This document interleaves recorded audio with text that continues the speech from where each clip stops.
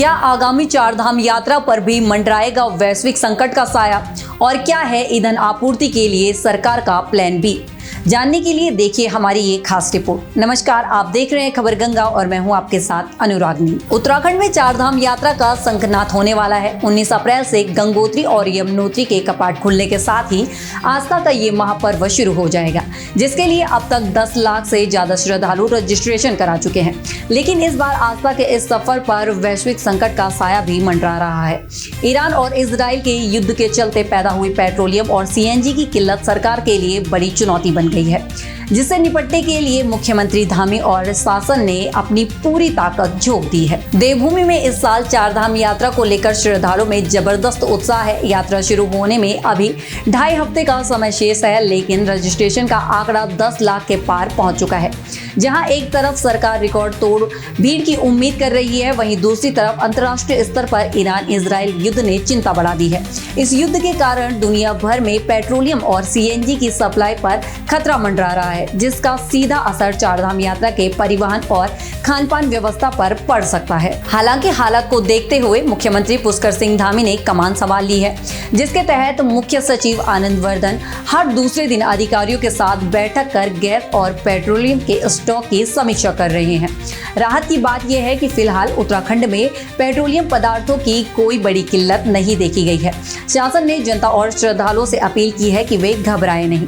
साथ ही अधिकारियों का दावा है कि केंद्र सरकार की मदद से व्यापारियों को पर्याप्त ईंधन की आपूर्ति कराई जाएगी, ताकि श्रद्धालुओं को किसी भी तरह की असुविधा न हो। पर्यटन सचिव धीरज सिंह गबरियाल के अनुसार यात्रा मार्ग पर पड़ने वाले जिलों में हर महीने करीब 16,000 सिलेंडर की जरूरत पड़ती है, और अगर एलपीजी की कमी हुई तो इसके लिए एक अनोखा प्लान बी तैयार किया गया है। प्लान बी के तहत पर्यटन विभाग ने वन विभाग से आग्रह किया है कि यात्रा रूट के होटलों और रेस्टोरेंट को लकड़ी मुहैया कराई जाए, ताकि ईंधन की कमी होने पर भी व्यवसाय प्रभावित न हो। इसके अलावा यात्रा व्यवस्था को दुरुस्त करने के लिए उत्तरकाशी, चमोली और रुद्रप्रयाग को 3-3 करोड़ रुपए और अन्य जिलों को ऑनलाइन ऑफलाइन रजिस्ट्रेशन, पंजीकरण व प्रबंधनों के लिए 1-1 करोड़ रुपए का बजट जारी कर दिया गया है। उसमें देखिए शासन स्तर पे माननीय मुख्य सचिव महोदय हर अल्टरनेट डेज में एक मीटिंग कर रहे हैं, ठीक। और वैसे खाद्य विभाग अपनी ओर से लगातार संपर्क में है। जितने भी आईसीयू वाले हो, एसपीसीएल वाले हो, लगातार उनके नोडल्स हमारे संपर्क में है, गवर्नमेंट के संपर्क में है।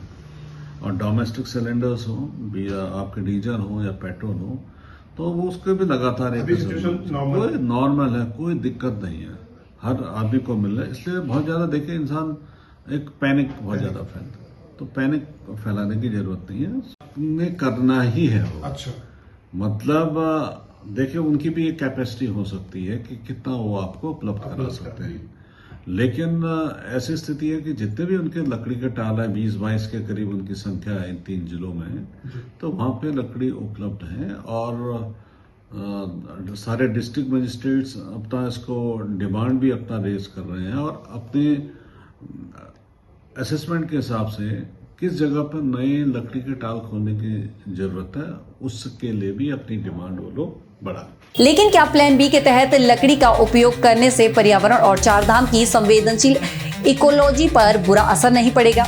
और क्या सरकार 10 लाख से अधिक श्रद्धालुओं के लिए वैकल्पिक ऊर्जा संसाधनों का प्रबंधन समय रहते कर पाएगी? क्योंकि चारधाम यात्रा केवल आस्था का विषय नहीं है, बल्कि ये उत्तराखंड के हजारों परिवारों की जीविका का आधार भी है। बीते सालों में महामारी और आपदाओं ने स्थानीय व्यापारियों की कमर तोड़ी है।